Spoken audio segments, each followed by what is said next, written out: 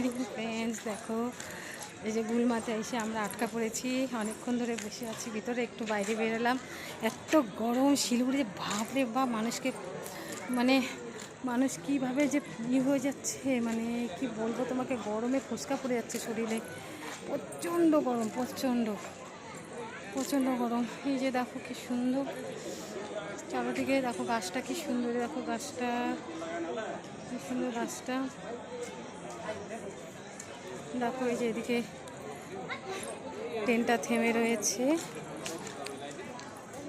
দেখো।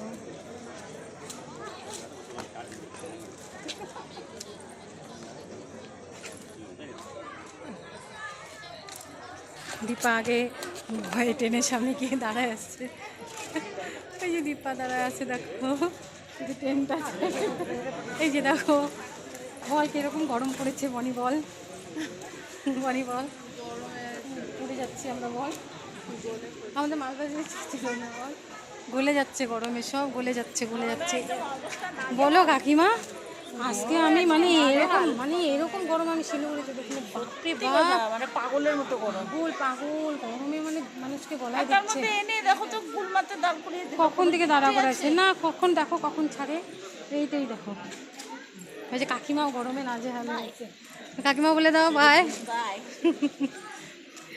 বাপরে বাপ, সত্যি প্রচণ্ড গরম আজকে শিলিগুড়িতে, মানে সবাই মানে গলে যাওয়ার মতন এত গরম, মানে বাপরে বাপ। গরমের দিনে শিলিগুড়িতে আসা যাবে না, ভীষণ কষ্ট। এই যে দীপা দেখো দাঁড়িয়ে দাঁড়িয়ে কাকে দেখছে, এই যে দীপা। তো এখন জানি না কখন ট্রেনটা ছাড়বে, এখানে কী সব নামে আছে জানি না। থাক, বাড়ি যাইতে হবে না আজকে, এখানে চল মাঠ আছে, যোগা ক্লাস করি।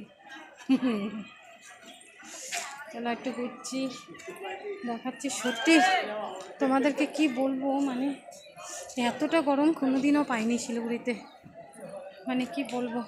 দেখো সব এই যে এদিক দিয়ে সব ফুসকার মতন পড়ে গেছে, গরমে জ্বলে যাচ্ছে, গলা টলাগুলা পুরো জ্বলে যাচ্ছে, শরীর প্রচণ্ড জ্বলে যাচ্ছে। বাড়িতে গিয়ে কতক্ষণে মানে নিজেকে একটু ফ্রেশ করবো, স্নান না করলে হবে না, প্রচণ্ড শরীর পুরো অস্থির লাগছে। আমার মেয়ে আসলে তো আজকে আরও অসুস্থ হয়ে পড়তো। চলো টাটা, বাড়ি গিয়ে আবার কথা হবে।